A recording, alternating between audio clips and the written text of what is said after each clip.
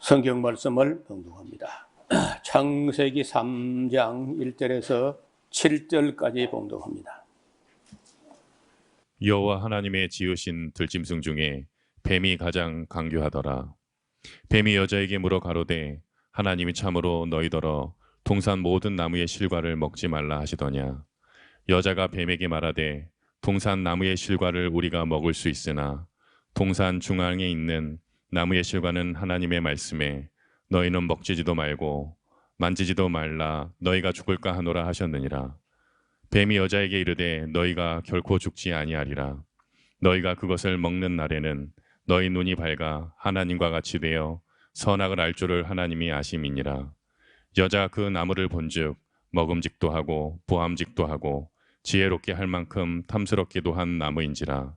여자가 그 실과를 따먹고 자기와 함께한 남편에게도 주매 그도 먹은지라. 이에 그들의 눈이 밝아 자기들의 몸이 벗은 줄을 알고 무화과 나무 잎을 엮어 치마를 하였더라.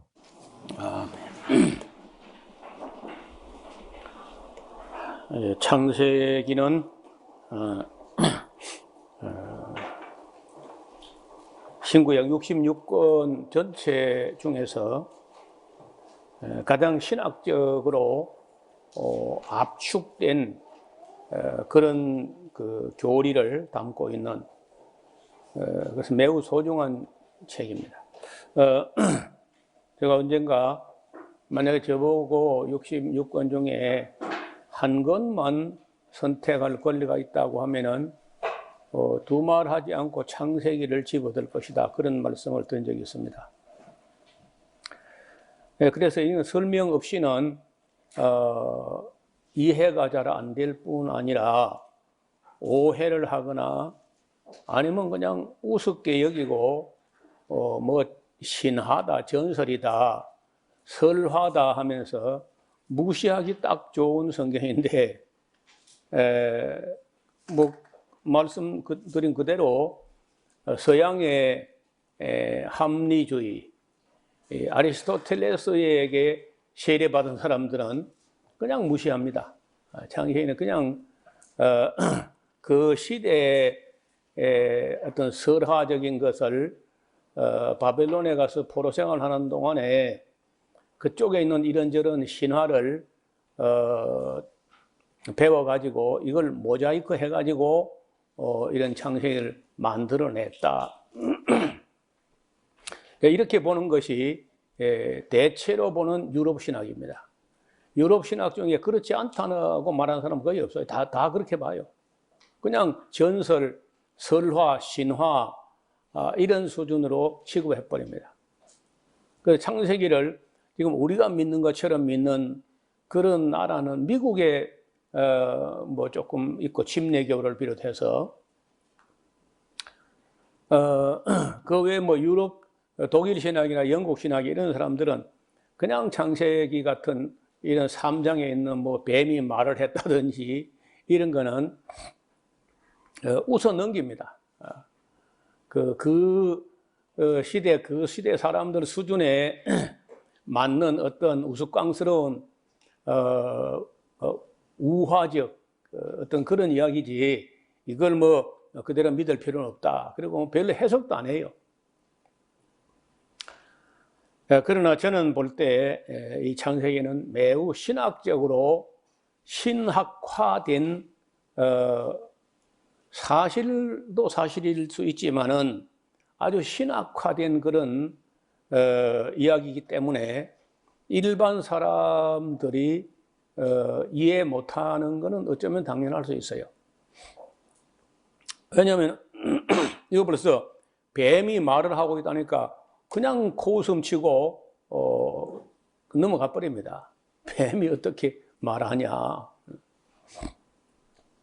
그런데 제가 지금까지 신학을 하면서 만났던 그 악령, 아주 지독한 악령 들었던 사람들 이야기 중에는 직접 뱀이 말을 하고 지금도 그 말을 듣고 했던 그런 진솔한 이야기를 저는 내가 직접 들은 게 아니고 제가 그 전도사가 되어 처음으로 목회에 나섰던 그 교회에서 그 사람은 교회 나온 사람도 아니었어요. 딸들이 5인가 되는데 6번째로 아들을 낳았어요. 어떤 그 구석진 그 암자에 가서 오랫동안 불공을 들인 후에 아들을 낳았다.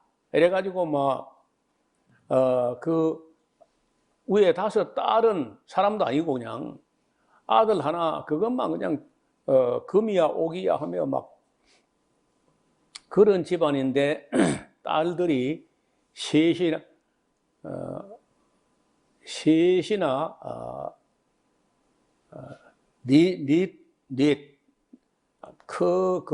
매우 큰 딸에 시집 간 것 같고 딸 넷이 주르르르 교회를 가니까 딸들이야 뭐 죽든지 살든지 상관이 없고 막내 아들 그거 하나 잘못될까 싶어서 이 여인이 겁을 벌벌 내는 거예요. 벌벌 떨면서 자기가 불공들에서 아들 얻었는데 그 딸내미들이 넷이나 교회를 나가면은 그 신이 벌을 내리지 않겠는가 해가지고 굉장히 신경전을 벌이던 그런 부인이었는데 뱀이 제가 그 동네 전도하러 갔다가 이제 전도사로 부임해가지고 내 평생에 내가 전도자로 가가지고 처음 그 집에 신방을 갔어. 왜냐하면 딸이 개척교회 성도 해봐야 연화무밖에 안 되는데 그 집에서 4명이나 나오니까 그래서 인사하러 갔는데 그 부인이요 인사를 받지도 않고 눈 인사도 안 하고 안녕하세요 새로 부임해온 전도사입니다 하고 인사를 했더니 인사를 받지도 않고 그냥 눈을 한번 흘기고는 부엌으로 휑하니 가면서 빌어먹을 가시나들 예배당 나가기만 다리 몽둥이를 확 분질러 버릴 거다. 참 그 예의 없죠. 아니 오늘 처음 부임해가지고 처음 자기 집에 인사하러 왔는데 그게 뭐예요 그게. 그래서 그 참 기분 되게 내 평생 전도사로 나서가 처음 신방 갔는데 첫 신방이 그 모양이라. 그날 이후로 내가 신방을 별로 안 좋아합니다. 아니 참 이마가 썰렁하더라고요. 아니 그래 사람이 왔으면 그 딸들 교회 나가고 못 나가고 그건 집안에서 그 다음 할 일이고 사람이 자기 집에 찾아왔으면요 이웃집 개가 찾아와도 그래 안 할 거라. 세상에. 그래 화가 은근히 나는 거야. 아직도 제가 뭐 그때 믿은지 해봐야 2년도 채 안 된 사람이 전도사가 떡 돼가지고 뭘 알긴 아나 전도사가 뭐. 그래서 얼마나 그 마음이 섭섭하고 기분이 나는데 어쩐지요. 한 소리 해붙이고 나왔어요. 그냥 나온 게 아니고. 그 부인 그 말하는 거 보니까 앞으로 교회 안 나오고는 못 빼길 거예요. 젠장 그런 거 나왔어요. 기분 되게 안 좋더라고요. 근데 이제 제가 그래 갔다 오고 그 다음 주간에 또 이제 그 예배 인도하러 수요일도 가고 주말에 가고 하거든요. 집은 아직도 여전히 수철에 있고 아이들하고 우리 아내는 수철에 있고 저 혼자만 그 사천으로 가는 거예요. 그랬더니 그 5학년짜리 여학생이 딸내미가 와가지고 전도사님 큰일 났어요. 뭐 큰일 나? 있잖아요. 우리 어머니가요, 엄마가요 말문을 닫았어요. 이 양반 네가 지키면 말문 닫으면 네가 어떻게 알아? 아 진짜라요. 알아, 내가 몸 좀 씻고 갈 테니까 먼저 가라. 그래, 그 집이 샤워실도 목욕탕도 없는 그런 집이기 때문에 강물에, 냇물에 가가지고 이제 목욕하고 땀 좀 닦고 이제 7월 달이니까. 아, 그래 가니까 집에 가보니까 진짜 부인이 나이가 50대 중반, 60까지는 안 됐을 거예요. 근데 진짜 말문을닫은 거예요. 숨은 쉬는데 눈도 깜빡거리고 하는데 말을 못해요. 그런 일이 잘 없잖아요.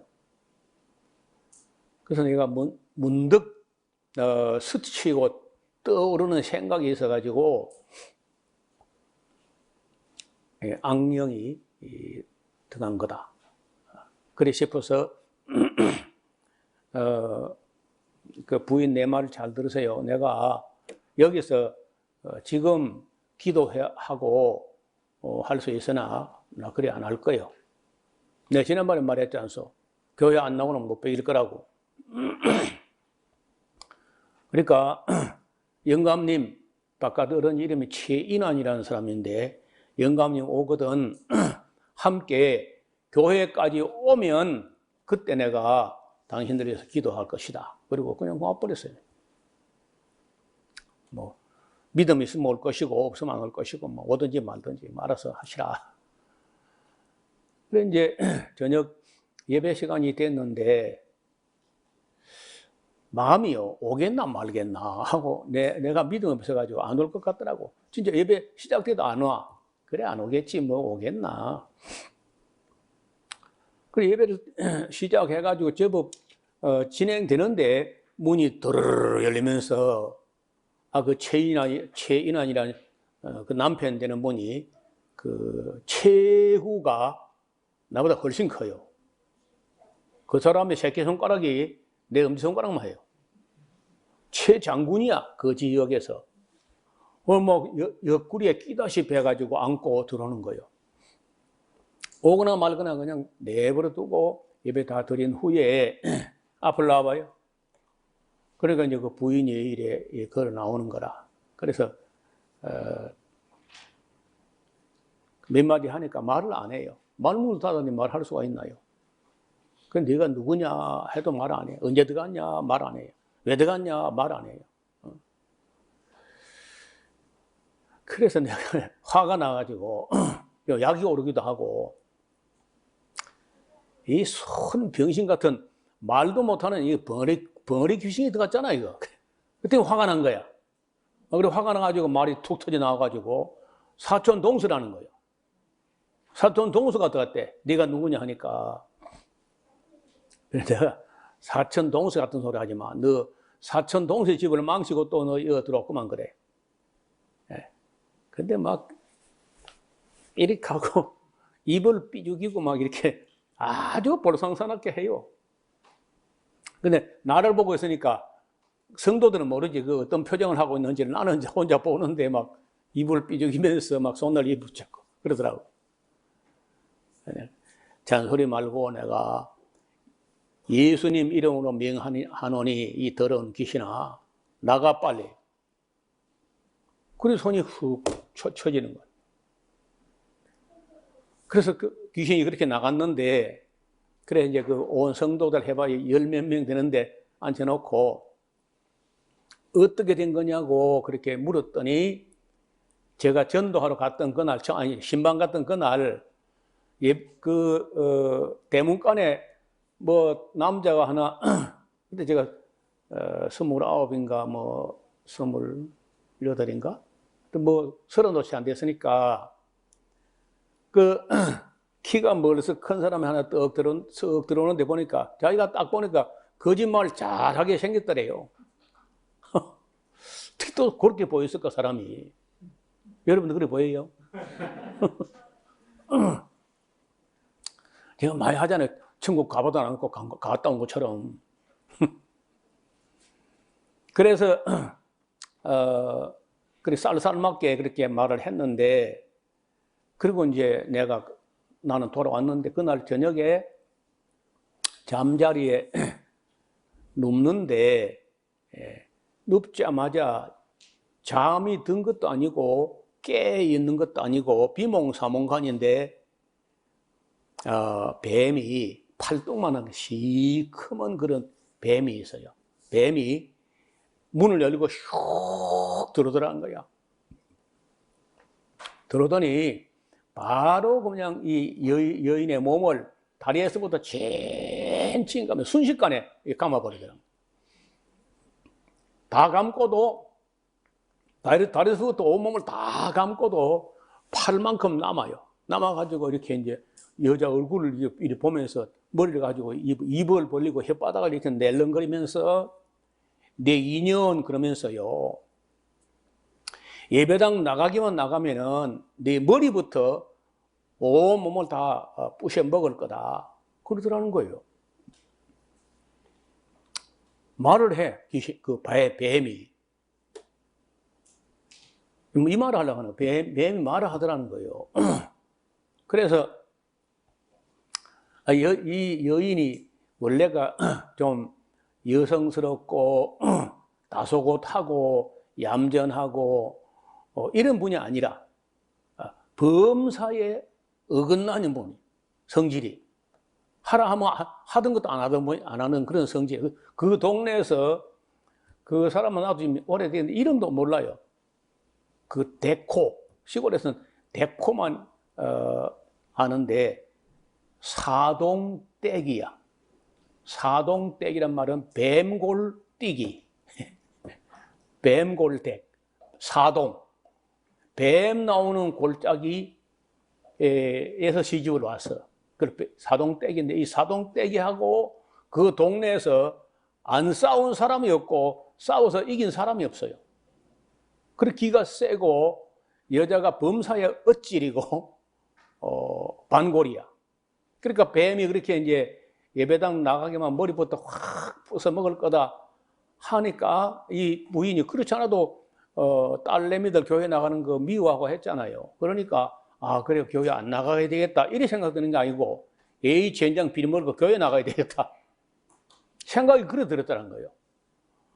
그 말을 하려고 하는데 그 말도 못하게 이만큼 남은 걸 가지고 목을 딱 감아서 옥죄 오는데 사흘 동안 말을 못한 거예요. 내가 갈 때까지.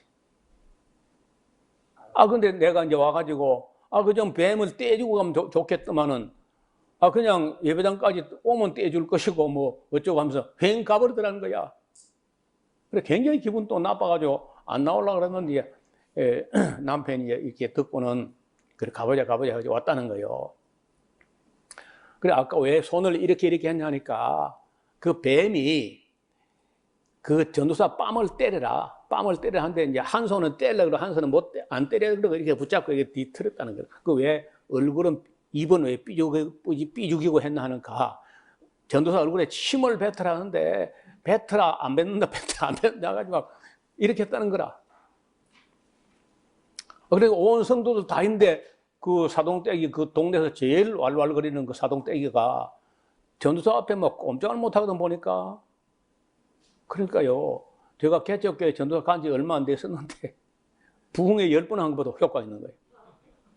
온 성도들이 주를 성수하고 변화가 일어났어요.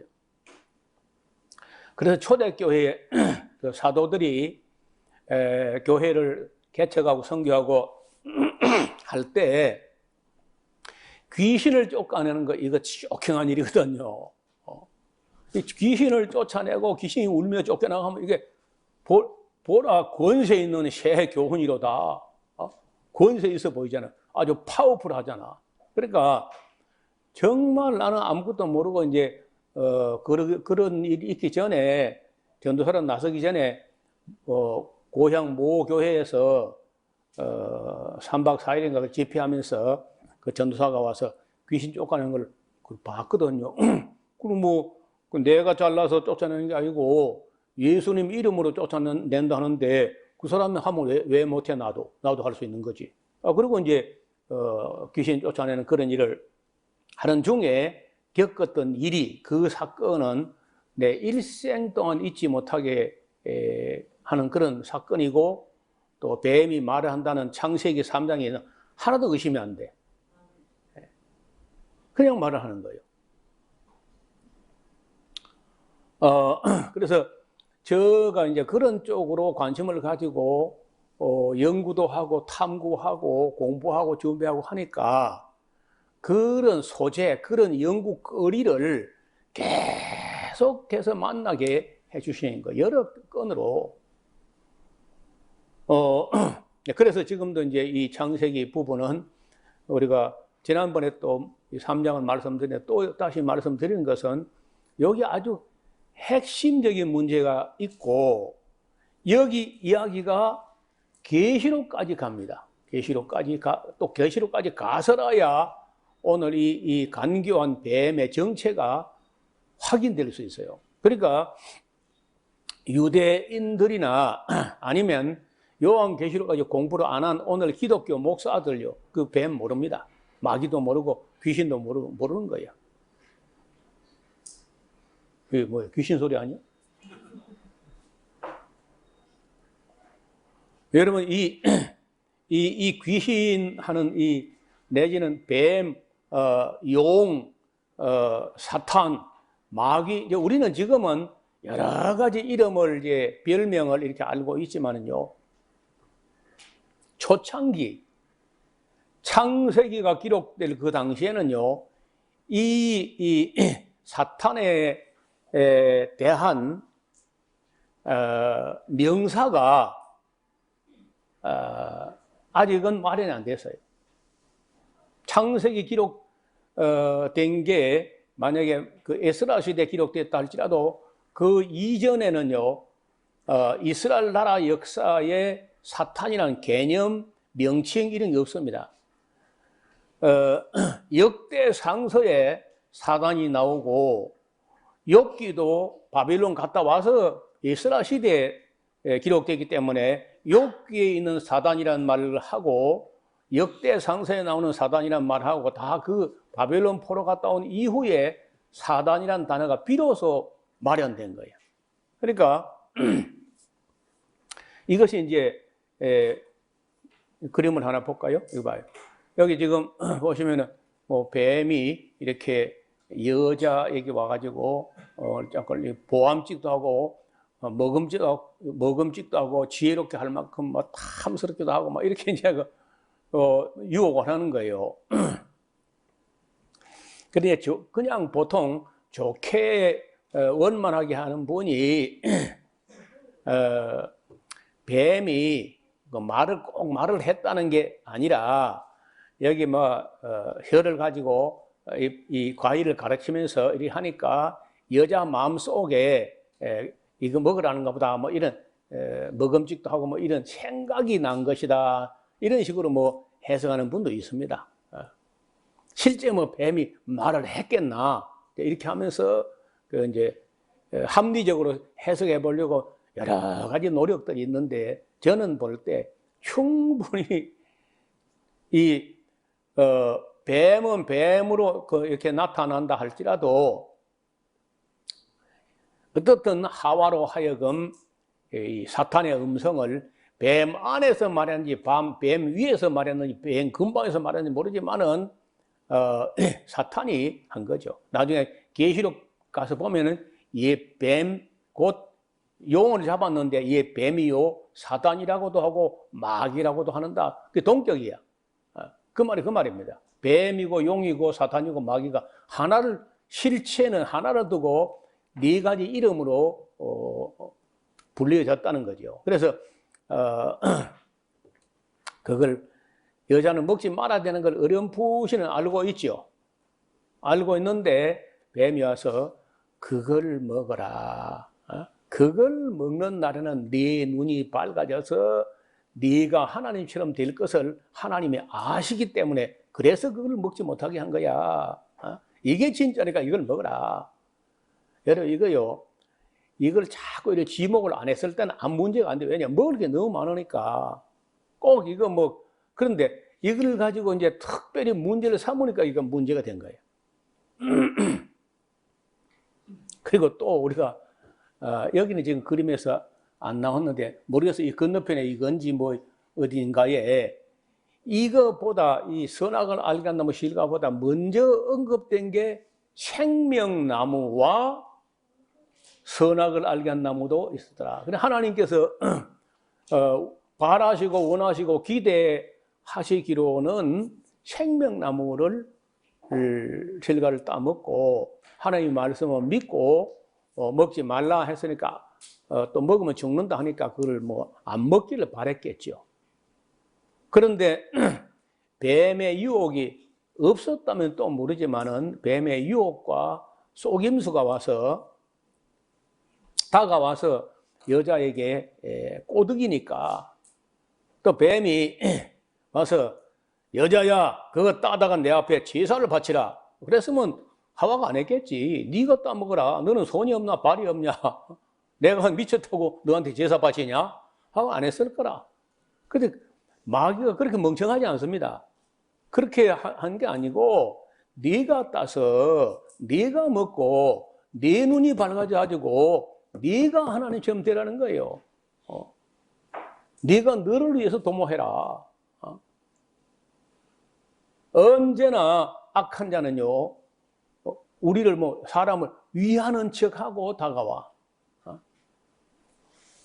그 방언 귀신을 하는 거 봐요. 네 기도가 하늘에 상달하게 하는 거라 하면서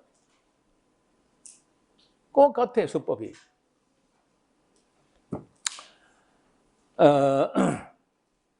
그런데 그 생명나무는 그들도 보지도 않았죠.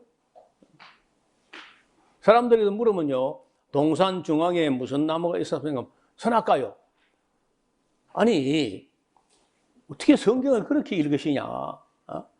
동산 중앙에 먼저 생명나무를 먼저 언급했는데 왜 꼭 생명나무는 그들도 보지도 않고 선악과만 있었다고 생각하냐. 얘나 지금 똑같아요.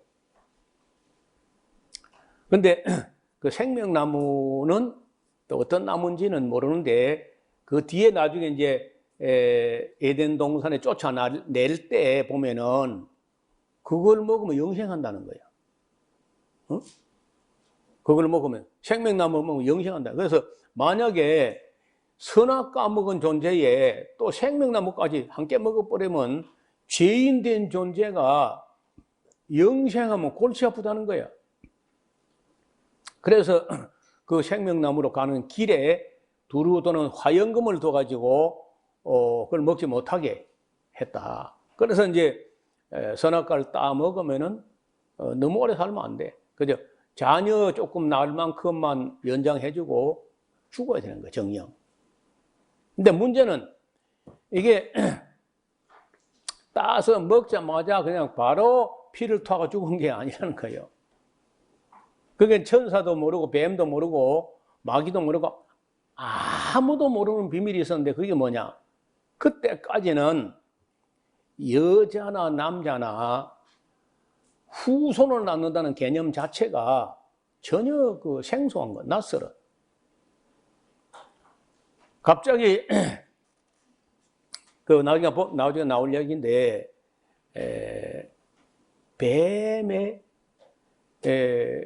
뱀의 머리를 상할 자가 여자의 후손 중에서 나온다는 거예요. 여자의 후손 중에서.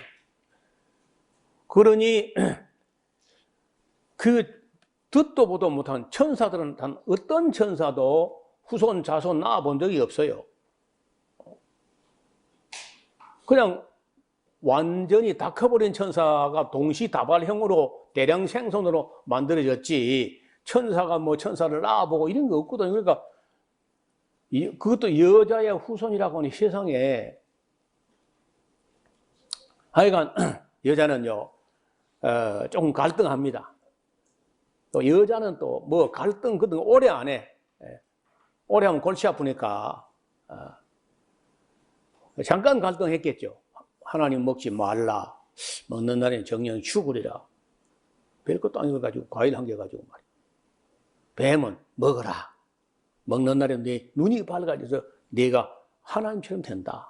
그래 아무리 봐도 뱀의 말이 훨씬 더 적극적이고 긍정적이고 유익해. 하나님은 먹지 말라. 먹지 말라면 은근히 기분 나쁘잖아요. 아, 내가 그 돼지고기, 개고기 먹지 말라. 전부 기분 나빠합니다. 특히 목사 장로들이 기분 나빠요. 목사 장로들이 판을 벌리면 개판을 벌리면 개 잡아가지고.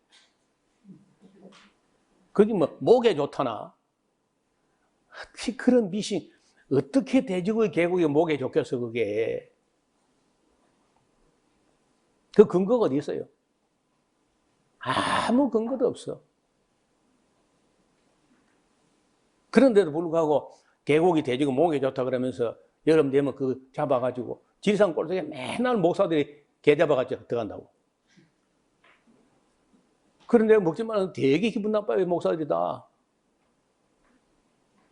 아니, 그건 내가 먹지 말라 한 게 하나님 먹지 말라 한 거, 하나님께서.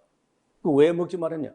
우리는 우리 몸을 잘 모르지만은 우리 몸을 디자인, 설계하신 분이 우리 몸에 안 좋다는 거 아니에요? 여러분, 지난번에 말씀드린, 이따 이제 또 레위기 이야기 할 텐데, 돼지고기, 개고기 안 먹는 나라는 대장암이 거의 없다시피 합니다.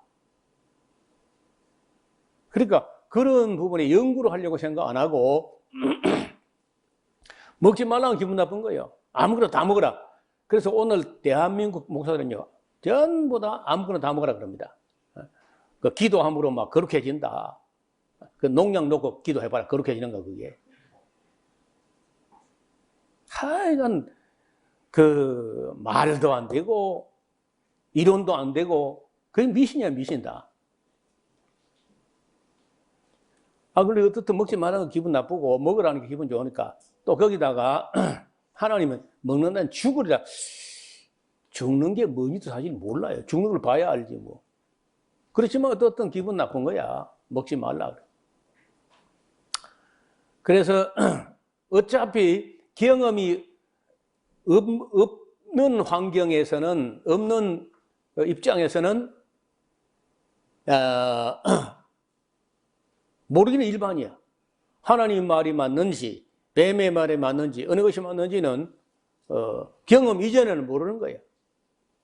그래서 조금 갈등하다가 에라 하나님 말씀대로 하면은 만약에 속는다면 먹어보도 못하고 속는 것이고, 뱀의 말을 따라하면 속을 때 속더라도 먹을 때 먹어보고 속는 거잖아. 그러니까 길게 생각할 거 없이 그냥 땄어요. 땄는데 이왕 딴 거 먹어야지. 또 팍 하고 펴 먹었을 때 여자가 응? 하고 바로 그냥 목에서 피가 팍 나가지고 눈동자 풀어져가지고 하고 여자가 죽어버렸으면요, 남자는 안 먹었을 거라. 으아! 이게 죽는 거로구나 하고 남자는 안 먹었을 텐데, 그러니까 안 죽었잖아요. 여자가 배 먹고. 안 죽으니까 체험했잖아요. 안 죽는 걸. 안 죽으니까 남자에게도 주고 남자도 먹은 거야. 둘 다 안 죽었어 또. 그러니까 누구 말이 맞은 거예요? 뱀의 말이 맞잖아요. 결코 죽지 아니하리라. 그 뱀의 말이 맞잖아요. 또 이에 눈이 밝아. 눈이 더 밝아졌다니까. 벗은 줄 안지라. 벗은 줄 알았대. 벗기는 입어본 적이 없는데 벗기는 벗었나? 안 입었지. 부끄러워했다는 거야.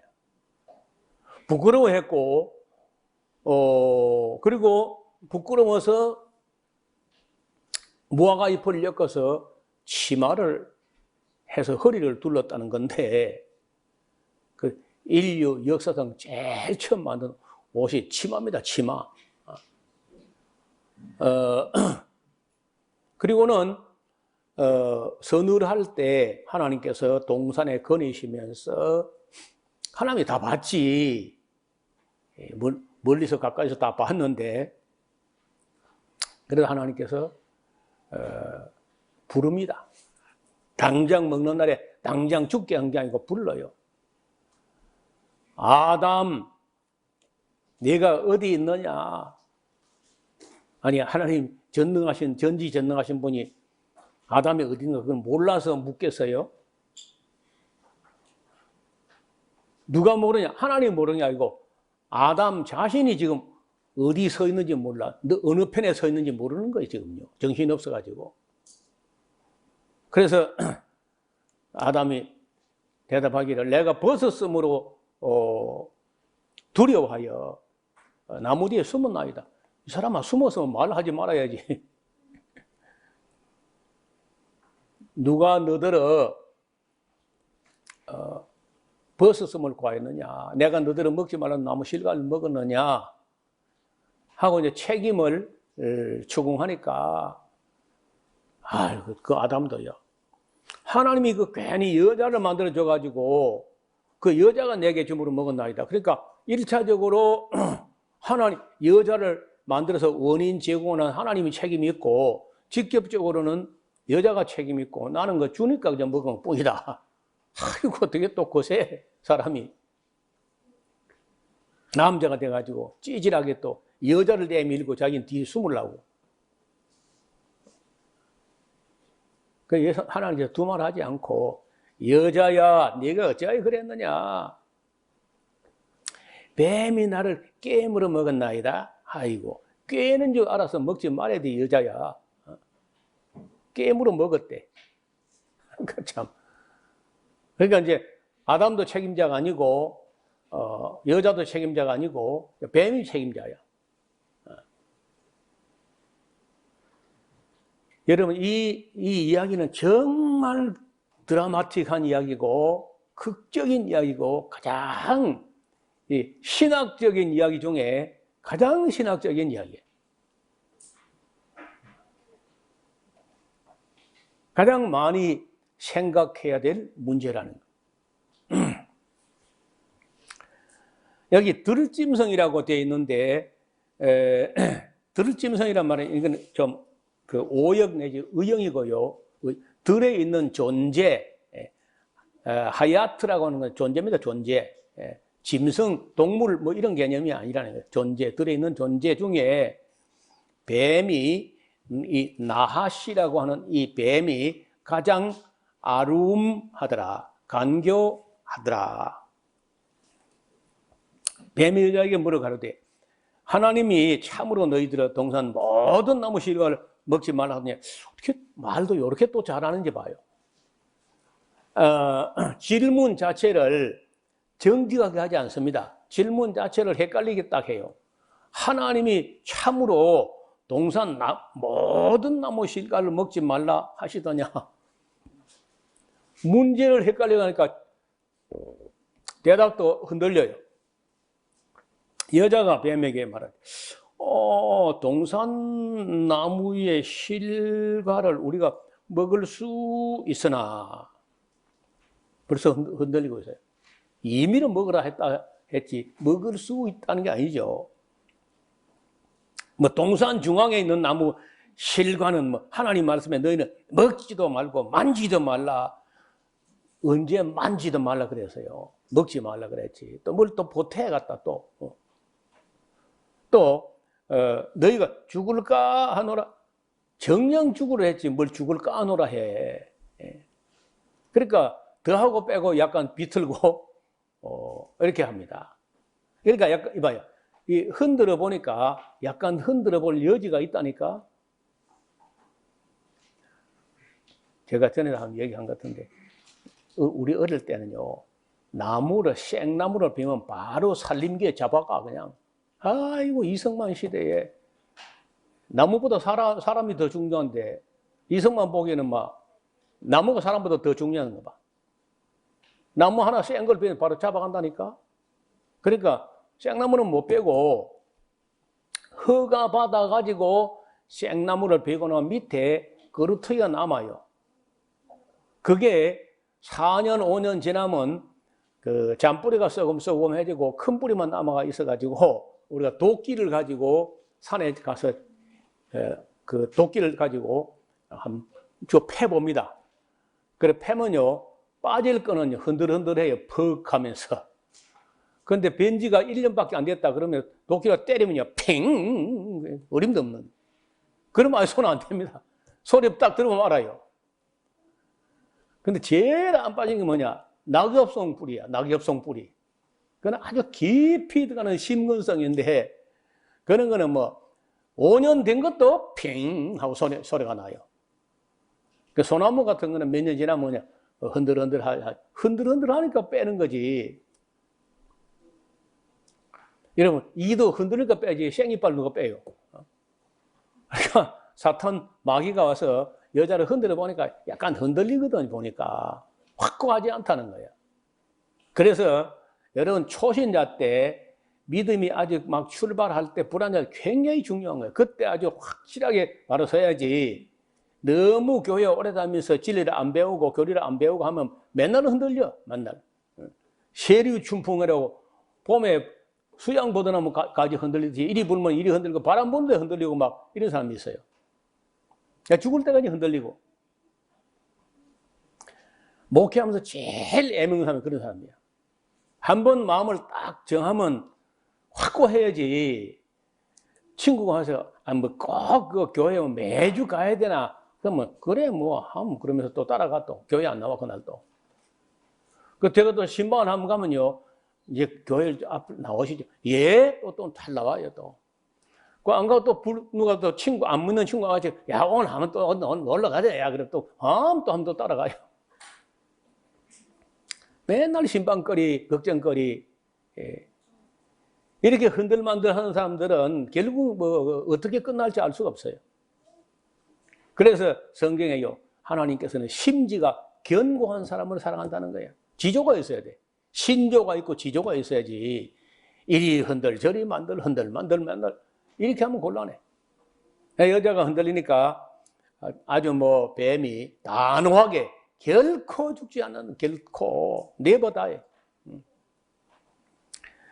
너희가 그것을 먹는 날에는 너희 눈이 밝아져서 하나님같이 선악을 알 줄을 하나님이 아시는 거야. 그래가지고 그거 먹지 말라 한 거다. 그 여자가 이제 그걸 보니까 먹음직도 하고 보암직도 하고 지혜롭게 할 만큼 탐스럽기도 한 나무인지라. 저는 제가 먹든지 안 먹든지 뭐 제가 과일도 좋아하기도 하지만은 나무에 과일이 달려있는 건 참 즐거워요. 돈이 되든 말든 간에. 저는 일부러 여기 나무를 심어도요. 돈은 안 될 만큼만 심습니다. 이게 좀 많이 심어가지고 돈이 되기 시작하면요. 이게 욕심이 생기고 마음이 또 자꾸 돈으로 계산돼요. 그래서 절대 팔 수 있을 만큼의 양이 안 열리고 조금만 열려가지고 우리 먹고 나누고 끝나야지. 자꾸 돈으로 계산하면 피곤해지고 어렵다. 어떻든 과일은 참 탐스럽죠. 보기도 좋고. 그래서 보암직도 하고 먹음직도 하고 탐스럽기도 하고 자꾸 호기심이 끌리는데 여러분요. 여성들은 특히 호기심이 끌리면요. 그거 따든지 사든지 훔치든지 해야 돼. 그냥 붙고 호기심 그걸로 억지 잘 못해요.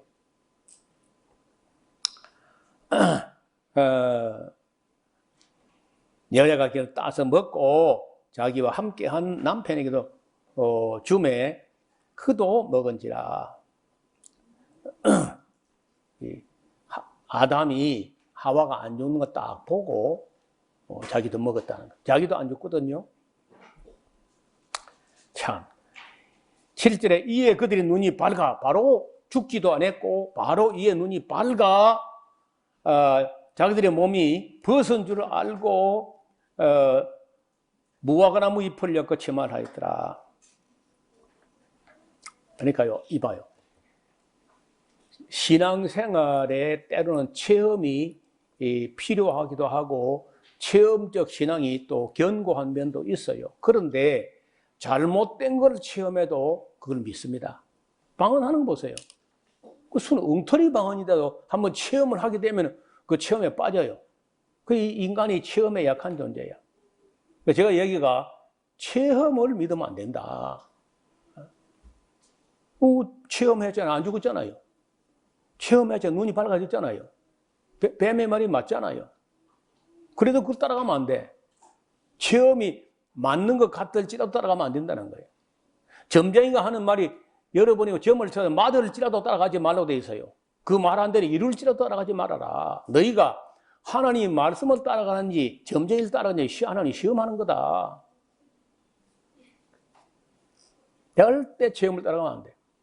성경 말씀을 내 체험과 내 경험과 내 입맛과 내 감정에 부합되지 아니할지라도 성경 말씀이 진리다고 그래 믿고 따라가야지. 내가 알지 못하든지 무슨 체험을 해야지. 그런 거 따라가면 안 되고 끝까지 하나님 말씀이 옳다 하고 끝까지 하나님 말씀을 믿고 따라가는 그게 신앙이지. 체험하는 대로 이리 흔들리고 저리 흔들리고 그러면 어느 귀신에게 물려갈지 몰라. 이런 놀라운 여기가 창세기에 있는 거죠, 전부 다.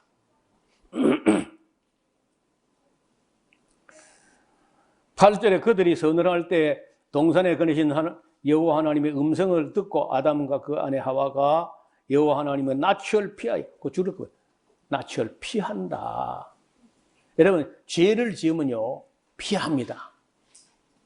죄를 지으면요, 숨어요. 죄를 지으면요, 쫓아오는 자가 없어 도망가. 몇 가지 이야기했죠? 죄를 지으면 피하고, 숨고, 도망가고. 그 공식이야. 죄를 지으면 피하고, 숨고, 도망가. 쫓아오는 자가 없어도 도망가요. 그러니까 의인은 사자처럼 담대하다는 거예요. 여호와의 낯을 피하여 동산나무 사이에 숨은지라. 여호와 하나님의 아담을 부르시며 그에게 이르시되 네가 어디 있느냐. 그 하나님께서 인간에게 던진 첫 번째 질문이 네가 어디 있느냐 하는 거예요. 네가 어디 있느냐. 가로되 내가 동산에서 하나님의 소리를 듣고 내가 벗었으므로 두려워하여 숨었나이다. 예. 죄를 지은 자의 감정 중 하나 두려워한다. 두려워하여 피하고 숨고 도망간다. 그 다음에 부끄러워한다. 부끄러워해가지고 치말한 거 아니에요. 그러니까 두려워하고 부끄러워하고 피하고 숨고 도망간다. 이게 죄인이라는 겁니다. 이봐요. 아직은 죄가 무엇인지도 모를 때 벌써 죄의식이라는 게 나타나고 있어요. 맞죠? 부끄러워하고. 여러분, 숙제 안 하면 괜히 고개가 자꾸 숙어지죠? 숙제 안 하면 부끄럽고, 두렵고. 그러니까 이 창세기 3장도 좀 신학적인 책이에요. 피하고, 부끄러워하고, 두려워하고, 피하고, 숨고, 도망가고. 자, 이리 보세요.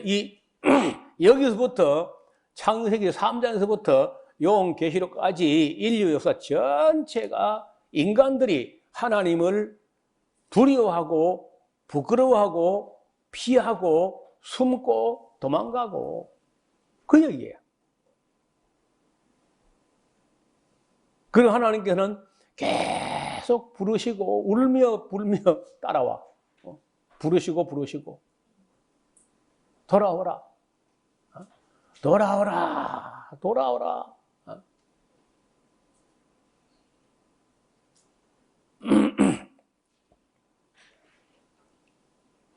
11절 가라사대 누가 너의 버섯음을 내게 구하느냐. 내가 너희들을 먹지 말라는 그 나무 실과를 내가 먹었느냐. 몰라서 먹는 게 아니죠. 왜 먹었냐 막 그 말이죠. 아담이 가로되 하나님이 주셔서 나와 함께 하게 한 여자 그가 나무 실과를 내게 주므로 내가 먹었나이다. 참 하나님이 괜히 여자를 만들어 가지고 그 여자가 내게 주므로 내가 먹었나. 그러니까 하나님도 1차적으로 책임 있고 여자가 2차적으로 책임 있고 나는 그저 주는 걸 먹었으니까 죄가 없다.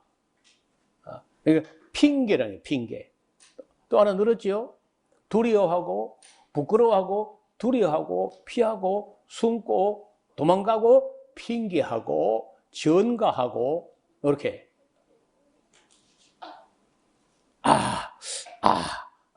나는 몰랐습니다. 누구 말 같죠? 생각이 나지 않습니다. 기억이 나지 않습니다. 핑계한다는. 여호와 하나님이 여자에게 이르시되 네가 어찌하여 이렇게 하였느냐. 여자가 이르되 뱀이 나를 깨물어 내가 먹었나이다. 또 핑계하고 증거합니다. 여호와 하나님이 뱀에게 이르시되 네가 어떻게 이렇게 하였으니 네가 모든 육축들과 들의 모든 짐승보다 더욱 저주를 받아. 더욱이라는 말은 번역이 잘못된 말이에요. 더욱이라고 되어 있지 않고 누가 얼마 전에 질문했어요. 모든 짐승보다 더욱 저주를 받아 했으면은 다른 짐승도 저주를 받았는데 뱀만 더욱 저주를 받았다는 거 아닙니까? 그건 비교 용어인데 그 다른 동물들도 저주를 받았습니까? 그건 묻더라고. 번역이 잘못된 거예요. 이 말은 더욱이 아니라 너만 거기서 빠져나와서 저주를 받고 이런 뜻이라. 무엇으로부터 나와서라는 말이 더욱이 아니고 무엇으로부터 나와서. 다른 거는 다 복받았잖아요. 생육을 번성하라 복받았는데 그 뱀 하나만 거기서부터 나와서 따로 저주를 받은 겁니다. 그래서 저주를 받아서 배로 다니고 종신토록 흙을 먹을지니라. 뱀 중에 말이에요. 어떤 뱀은 해부학적으로 이렇게 다 하니까 흔적 기관 같은 게 있는 거예요. 발이 붙어 있던 데가 그 발이 퇴화돼 버린 흔적이 나타나 가지고 학계에 비상한 관심을 불러일으킨 그런 적이 있어요. 그래서 이날 이전에 원래 뱀은 그 도마뱀처럼 발이 있었는지도 모르죠. 어떤 배로 다닌다.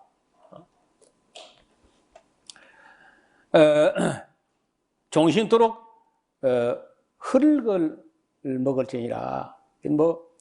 그 흙이라는 게 우리가 말한 이런 흙이라는 게 흙에서 난 흙 구멍으로 다니면서 먹는다 이제 이런 뜻인 것 같아요. 내가 너로 여자와 원수가 되게 하고 너의 후손도 여자의 후손과 원수가 되게 하리라. 이런 보면 대체적으로 뱀을 다 싫어하지만은 특히 여자들은 뱀 싫어하죠. 어떤 분들은 여기 방목리 에스라우스 이사 오고 싶은데 뱀이 겁나서 못 온다. 여럿이야 그런 사람이요. 어떤 분이 땅을 계약했다가 부인이 뱀 때문에 기어이 못 온다는 거라. 그리고 포항으로 가서 포항은 뱀이 없는지.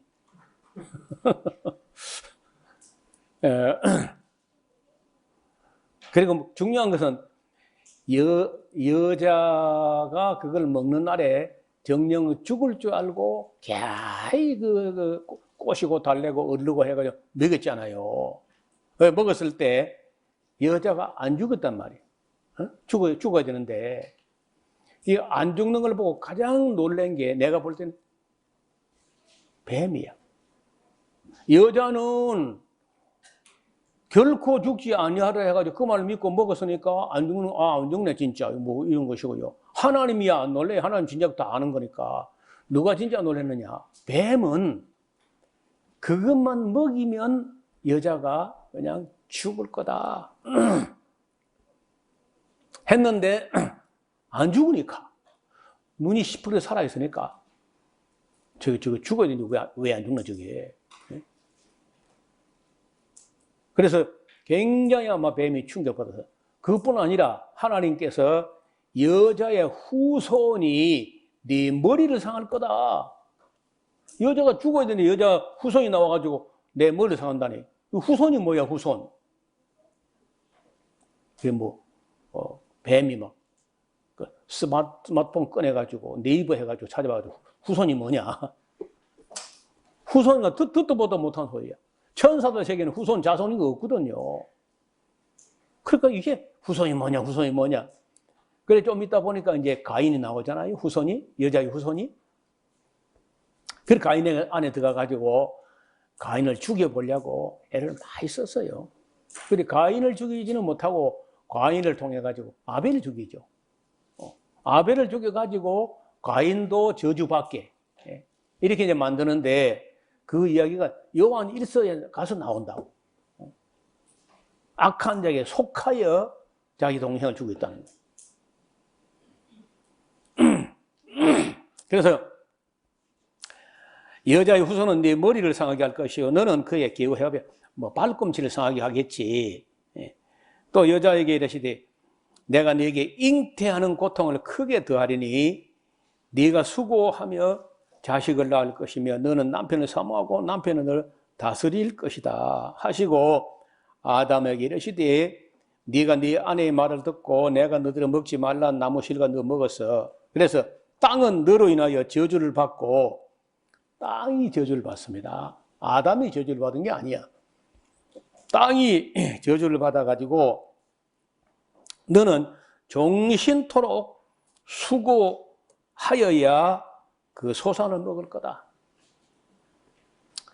여기 에스라우스 근방에 피라칸스하고 몇 가지 나무 열매가 있으니까 이걸 먹기 위해서 물가치하고 막 수많은 새들이 막 후루루 날아가 이리 갔다 저리 갔다 해요. 아무 수고하는 게 없어. 농사도 안 짓고 창고에 뭐가 들어지도 않고 추수도 안 하고 그냥 해서 먹어. 그냥 뭐 카드 긁는 것도 없고 뭐 값을 지불하는 것도 없고 뭐 그냥 먹어요. 수고 안 해. 그냥 먹어. 근데 사람만 만물의 영장이라는 것들이 이마에 땀이 흘려야 돼요.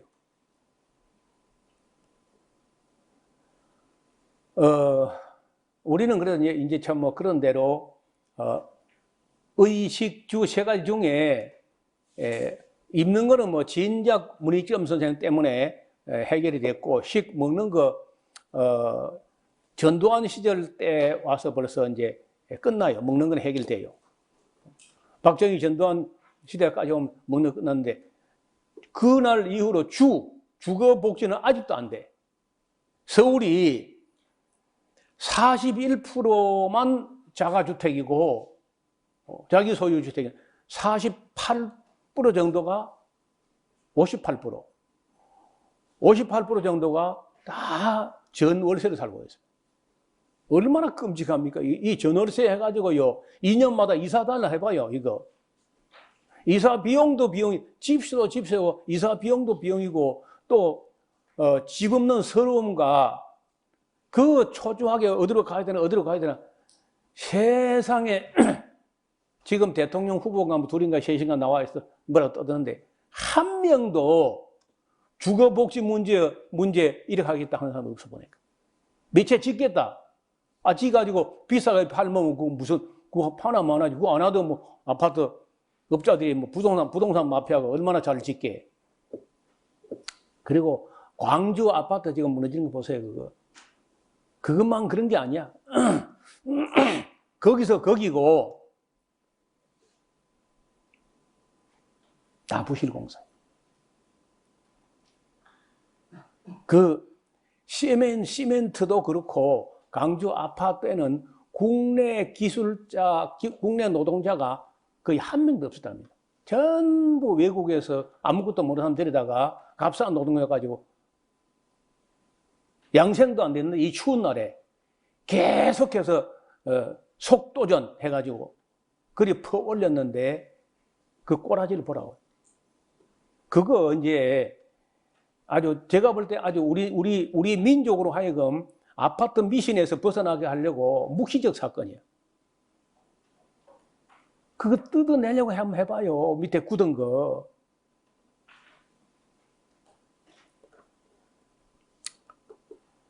무슨 얘기하다 이제라죠.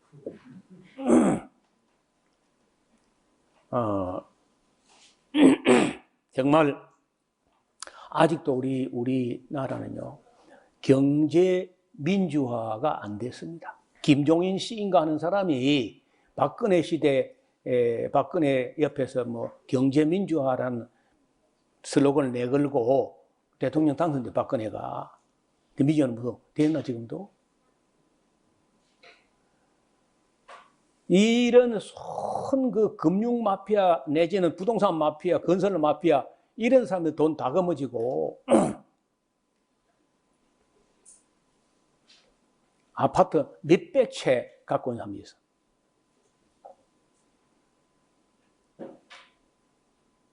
그것도 어떻게 그래가지고 행복이 될 수 있냐? 그렇게 비싸가지고 무슨 재주로 봉급쟁이가 월급 받아가지고 생활하고 자녀 교육시키고 무슨 재주로 아파트를 산다고? 그래서 나는 볼 때 이 정치하는 사람들하고 아파트 있는 사람들하고 이 사람들 싹 걷어내야 돼. 다 그냥 저 무인도에 가서 아파트 짓고 살아라.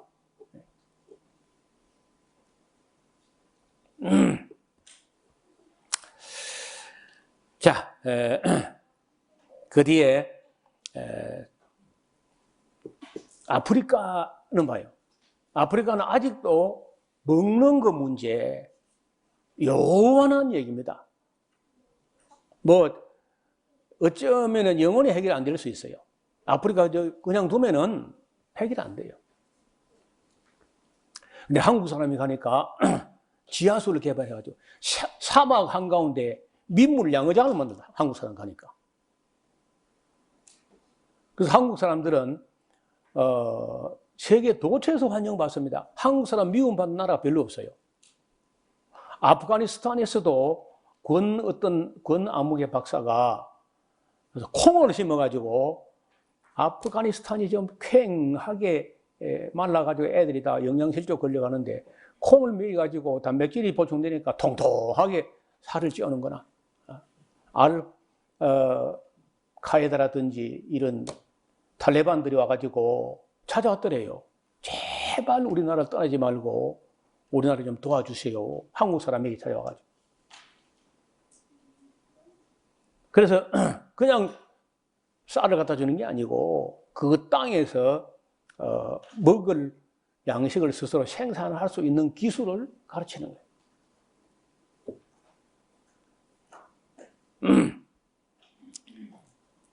종신토록 땀을 흘려도 먹지 못하는 나라가 많아 지금. 땅이 4개 가시덤불과 엉겅퀴를 낼 것이라. 엉겅퀴 한국에서는 약이라 약. 굉장히 비싼 약인데요. 아이고 이스라엘 땅에 엉겅퀴를 가보니까 충격적입니다. 그걸 한번 보면요 끔찍해.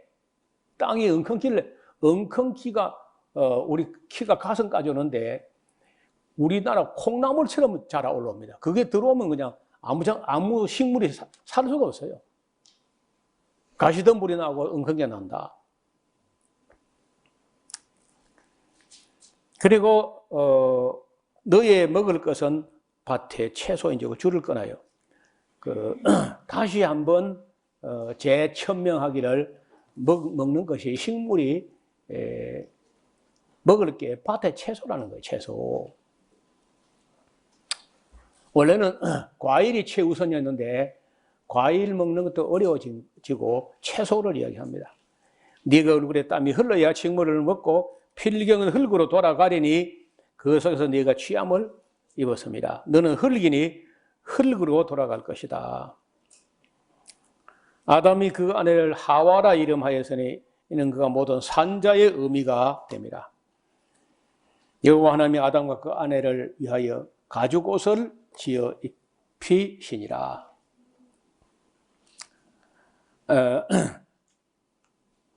우리나라에서는 뭐 가죽옷이 고급으로 들어갈지 몰라도 그 중동 지역에서 고급 옷은요 세마포 옷입니다. 가죽 옷은 털가죽 이런 거는요 모피코트는 굉장히 냄새나고 그 저급한 옷이야. 한국서만 이게 뭐 고급으로 치지 세마포 옷이 최고급 옷이고 이 가죽 옷을 입혔다는 거는요 그냥 뭐 좀 질긴 질기죠. 여호와 하나님이 가라사대 보라 이 사람이 선악을 아는 일에 우리 중 하나같이 되었으니 이봐요. 그 뱀의 말이 또 일부 맞잖아. 선악을 아는 일에 우리 중 하나같이 됐다는 거요.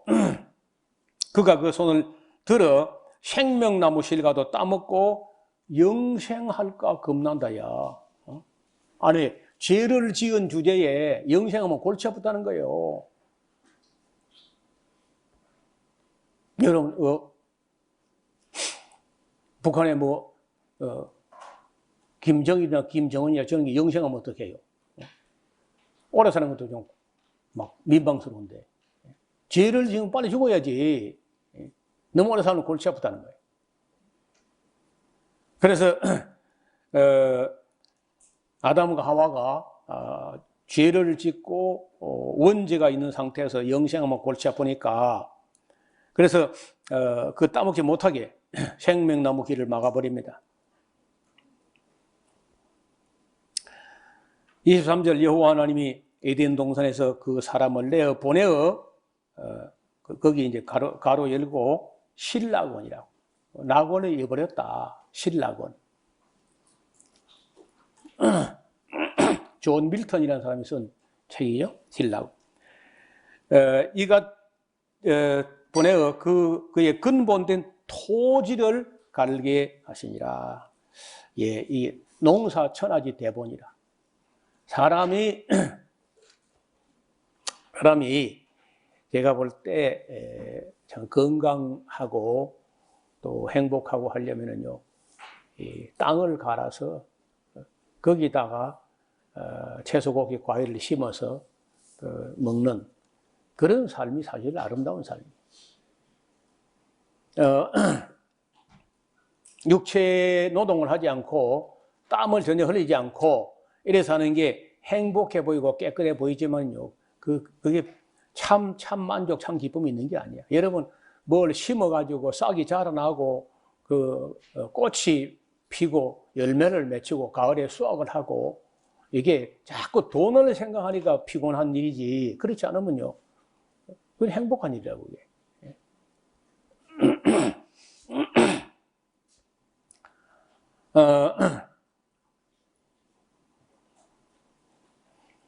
여호와 하나님이 그 에덴 동산에 그 사람을 내어 보내어 그의 근본된 토지를 갈게 하시니라.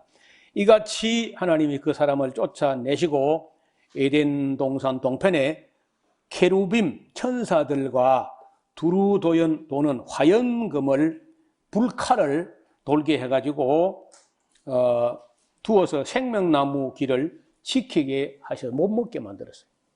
그리고 이거 언제가 먹느냐? 요한계시록 가서 먹어야 돼. 새 예루살렘에 들어가서 진주문 열고 들어가면요, 거기에 입구에부터 생명수 강이 있고 강 좌우에 생나무가 쭉 도열되어 있는데 매월 다른 과일이 맺히는데 아직은 우리가 뭐 예수를 믿었네 어쩌니 하지만은 아무도 아직 안 먹었어요. 그걸 진주문 열고 들어가서 그걸 먹은 후에 우리가 진짜 영생이니까 뭘 구원받았네, 시범받았네, 확신이 있네, 없네, 그런 소리 하지 마. 다 거짓말이 대부분이에요. 기분 좋을 때 구원받은 것 같은데, 기분 안 좋으면 구원 안 받은 것 같고. 그래서 우리는 예정되고 선택되었으면 그쪽으로 가는 도중에 있는 거예요, 도중에. 그래서 이 3장은요, 창세기 중에서도 가장 신학적인 부분이다. 이건 정말 설명이 필요하고 우리 기독교 기본 교리의 기초가 되는 그 부분 이제 시간이 좀 갔습니다. 그림을 잠깐 보겠습니다. 이왕 늦은 거 뭐. 뱀의 미스터리라는 게 뱀은 나중에 계시록 가면 용으로 나오는데요. 그게 이게 뱀이야. 마귀요 사탄이라는 정체가 우리 칠면조가 왜 여와 있지? 자, 참 아름다운 그런 동산이었는데 온갖 동물들이 이때는요 사람들의 말을 잘 듣고 평화로운 그런 세계였어요. 우리가 성경을 읽을 때 가장 난해한 부분이 바로 이 뱀 이야기죠. 그러니까 이 문제는 요한계시록까지 가서 어렵게 해석이 되는 그런 말씀이에요. 여기서 말한 뱀이라고 하는 이 존재는 생물학적인 뱀으로 해석할 수는 없습니다. 생물학적인 뱀이 강교하거나 뭐 교활하다는 어떤 증거도 지금으로서는 이해할 수 없는 말이에요. 결국 우리가 요한계시록까지 가서 보면 뱀의 실체가 용, 곧 마귀, 사탄이라고 되어 있어요. 여봐요. 이게 뱀이죠? 뱀하고 용하고는 한 4촌 될까요? 근데 용도 참 웃기는 게 생물학적으로는 용이란 생물이 거의 없어 보이는데, 왜냐하면 용이 있으면 화석이 있어요. 용이 화석이 없어요. 근데 놀랍게도 또 용은 이스라엘 사람에게도 있고 헬라인도 있고 드라곤, 영어도 드래곤 있어요. 근데 한국 용은요 참 웃기는 게 머리에는요 낙타 머리에다가 사슴뿔을 해가지고 토끼 눈에다가 돼지 코를 나발 때 코, 그리고 이제 소의 귀가 있고 뱀의 모가지가 있고 양의 턱수염이 있고 봉황과 매의 발톱을 가지고 있고 배는 조개 껍질로 무장을 하고 호랑이 주먹 같은 주먹을 갖고 있고 잉어 비늘 같은 비늘을 갖고 있고 전부 넘을 거예요. 짓게 아무것도 없어요. 어쨌든 이 한국 사람들 용을 그리면 대체로 이렇게 그립니다. 한 번도 안 봤는데 그려요. 왜 그리는 거예요? 한 번도 안 봐놓고 왜 잘 그려 이래? 그거는요 그 안에 들어있으니까 그리는 거예요. 들어있는 게 그림으로 나오는 거예요. 꿈에도 나와요. 그 안에 들어있으니까. 이렇게 봐요. 이거 물이 들어있으니까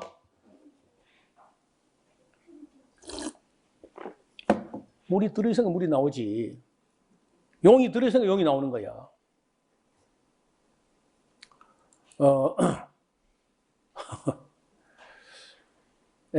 애굽에는요 영 달라요. 애굽에서는 이 뱀이 이게 파라오 임금의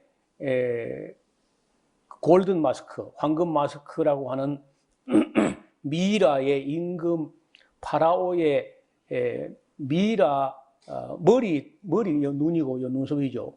그 위에 코브라가 또 올라있잖아요. 여기 독수리하고요. 다 신이야. 신이 뭐냐? 뱀이야, 뱀. 항상 파라오 머리 위에 올라앉아 있어요. 절대로 아래에 안 내려가. 하나님은 자 배로 다니면서 흙으면 맨 낮은 곳에 비참하게 다니라 했는데 항상 얘는요 올라올라 그래요. 용이 왜 또 왜 있어요? 한번 물어봅시다. 이런 사람 치고 좋은 사람이 있을까요, 없을까요? 예? 왜 여기 있느냐? 안에 있으니까 나오는 거야, 이렇게. 그래, 사람인데, 왜 여기 용이 와, 여기 있냐? 이건 상당히 예술가적 수준.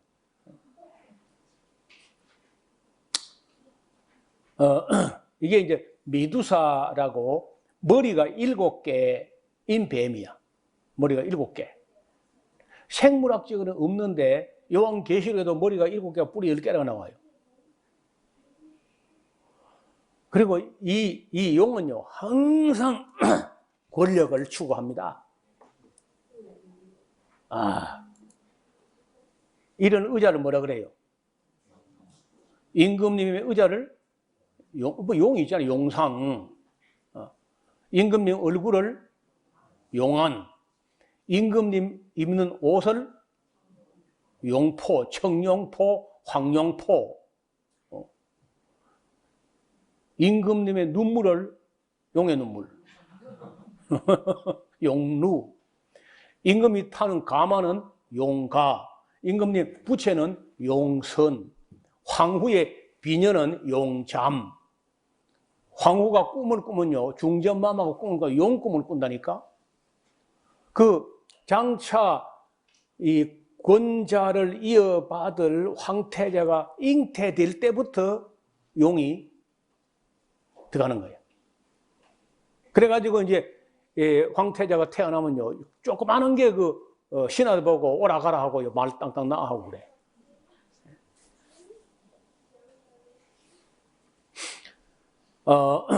그래서 우리는 이 용이 어디 있는가 보면 대개 왕궁에 있거나 아니면 절간에 있어. 절에 가서 그 대웅전 대들보 같은 걸 봐요. 그 용이 있다고. 그리고 이제 기와지붕 맨 꼭대기를 용마루라 그러죠. 용마루. 기와 짱은 다 용의 비늘을 들이고 용마루다. 온통 용의 문화야. 한국용, 일본용, 중국용, 홍콩용 뭐 비슷비슷해요. 이 동양 용들은 거의 비슷합니다. DNA가 비슷한 것 같아요. 생긴 것도 거의 같아요. 우리 한국 사람들이 용을 그리면 중국용하고 한국용 거의 비슷해요, 이게. 이러면은 내가 보기로는요, 누가 제일 이런 용을 보면 누가 제일 기겁을 하겠는가? 여자들이 제일 기겁을 하고 기절 초풍하는가, 그렇죠? 뱀 보고도 겁내는 사람이 용을 보면 얼마나 겁내겠어. 근데 안 겁내.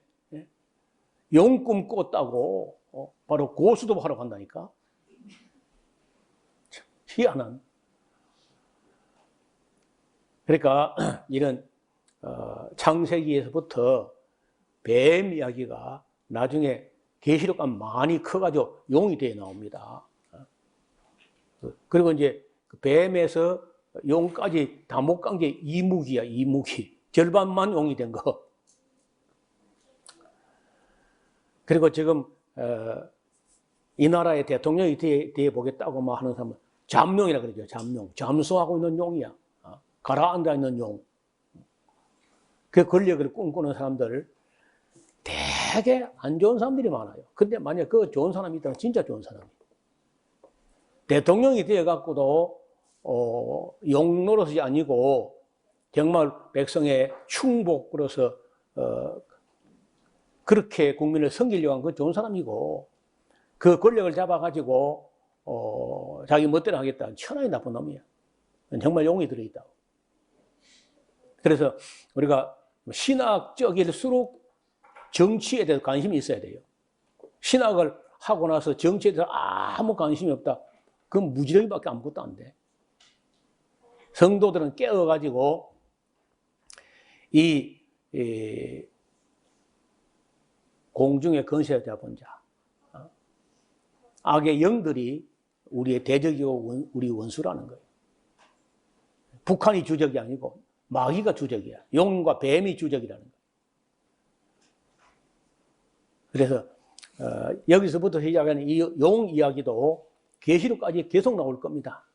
그리고 이 성경이 하나님 이야기, 사람 이야기, 이 용의 이야기, 뱀의 이야기가 계속 계시록까지 간다는 거예요.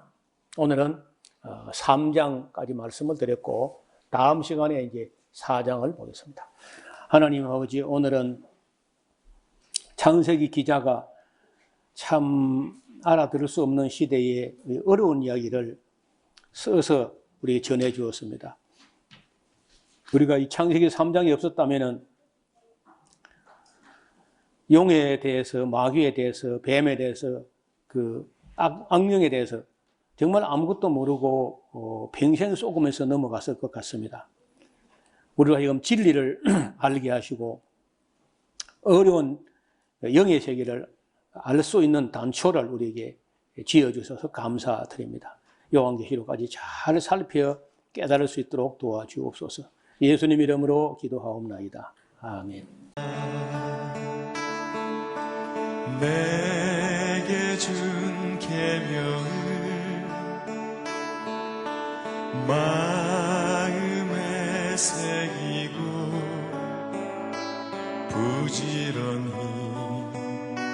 부지런히 이웃에게 전하여라.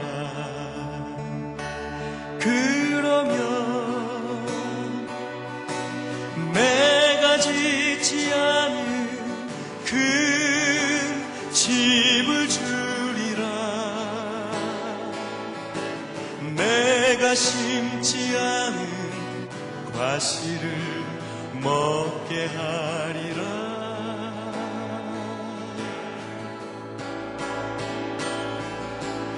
그러나 한 가지 잊지는 말아라. 죄인 된 우리를 구원하신 여호와